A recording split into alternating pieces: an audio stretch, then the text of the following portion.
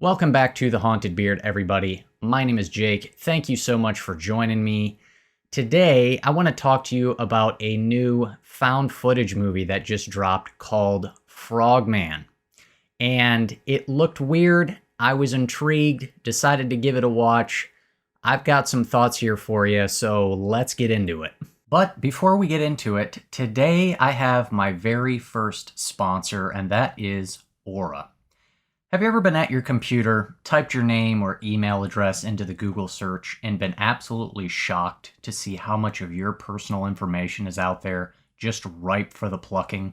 Let's be honest, the internet is basically the modern equivalent of the Wild West. All sorts of craziness can happen on there, and with all the work and business we do online, you gotta keep yourself protected. Well, luckily for you, Aura can do just that. Aura is your one-stop shop for all your online security needs. When hackers and data brokers try to steal your identity, access your online bank accounts, and sell your information, Aura shuts them down, and it also tells you who the bad guys are. But wait, there's more. Aura also has a handful of other features like antivirus, password protection, parental controls, and VPN. And all of these tools are in one app that's very easy to set up and use. So listen, don't navigate the Wild West without protection and privacy. Right now, go to aura.com/hauntedbeard. Click the link down below in the description to start your 2-week free trial. Once again, aura.com/hauntedbeard. And do your business online with safety, security, and peace of mind, because Aura has got your back. Frogman tells the story of 3 friends in search of the Loveland Frogman, who find out that he is more than just a local legend. So Frogman opens up in 1999, and you see this young boy on a family vacation, and he happens to catch a glimpse on his little camcorder of the Frogman. And he is now convinced that it is real, only of course nobody believes him.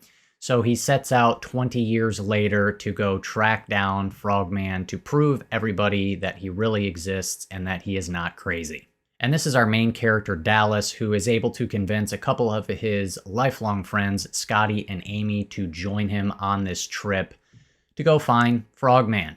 And so they set out to make a documentary. And so the presentation of the movie is this, I guess, mockumentary type stuff, but it's all raw and unedited. And so you really do get a legitimate found footage feel, even though they are filming a documentary sort of thing. So there's kind of a mixture of actual found footage and a little bit of a documentary type presentation, but it's all just really raw. And so I appreciate for the most part that this movie kind of sticks to the strict sort of found footage rules. There's not any sort of musical score that accompanies this thing. They give the characters, for the most part, a pretty good reason as to why they're filming and why they continue to film, just because, again, they are trying to find evidence for the Frogman, and so they're just going to keep the cameras rolling no matter what. Also, the main character, Dallas, uses the same video camera to make this documentary that we're watching as he used back in 1999. So the entire thing is shot in a, full frame presentation on this, it looked to me like high 8 tape video camera. And so it just has this very sort of low grade, grainy, fuzzy type quality to it, which again, I think kind of helps add to the sort of legitimate authenticity of this feeling like a real found footage type movie. Now, in terms of how the story's presented, this is not really doing anything new, although I will give it a little bit of credit because while the overall story structure is pretty familiar, there's not a whole lot of surprises in terms of the narrative. One of my favorite segments from the entire VHS franchise is the segment Storm Drain from VHS 94, where this news crew go up into these sewers looking for this local cryptid called the Rat Man. And if you've seen that, there are quite a few similarities between that and Frogman. But what makes that better is that it's only a 20 to 25 minute short, because that's really all the story there is to tell. And that's kind of the similar situation with Frogman. However, you do get a little bit of a different flavor just because of the subject, the creature that they're looking for. And so for the most part, the first half of this movie feels pretty uneventful, as it's just these three friends, out and about in the town, kind of talking to people, going to different places, doing little interviews and stuff like that.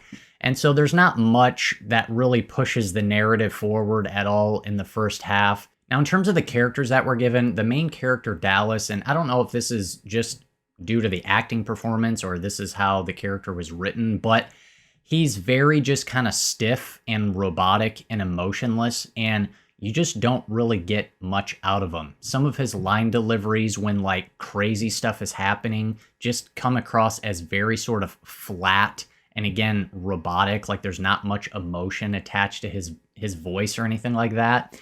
The other two characters are a little bit better though, Scotty and Amy. The performances are a little bit better, and you at least get some emotions out of them. They kind of feel more like real actual people. But the main character of Dallas is just not really that great. Now, as I said, the first half of the movie feels largely uneventful. Once you get to about the 45-minute mark, it kind of clicks into gear and you can start to see the film build towards the climax. And so I think the pacing of the second half of the film actually kind of saves the movie and makes it something that is at least worth watching. The finale that you get here is actually quite a bit of fun. There's some pretty cool and just weird, bizarre stuff going on here. And I will give the filmmaker some credit. I don't know what the budget was on this. I can't imagine it's very much, but I think what they were able to do in terms of some of the practical effects and stuff work pretty well here. All in all, though, I would still give this one a slight recommendation, at least if you're a fan of found footage. If you're not really a fan of found footage, I would say you can probably skip this one. This isn't going to change your mind. But if this looks kind of fun to you and you're already a found footage fan, I would say it's at least worth a watch. As I said, that last half and the whole kind of climactic sequence, I think, make it worthwhile. I think there's enough there with some pretty good practical effects and just some weird, bizarre craziness and just kind of the ridiculousness of it all. I mean, again, they're searching for Frogman. It's just kind of ridiculous, but it just kind of makes the whole climax pretty fun and at least worth watching. So those are my thoughts. Overall, I'm going to give Frogman, I'm going to be like a 6 out of 10. So that's kind of where I'm at. I would still give it a slight recommendation. Like I said, if you're at least a fan of found footage, I think it's worth a watch. So those are my thoughts. That is all I got for you. Hit me up down below. If you've seen this, let me know your thoughts. I would love to hear from you.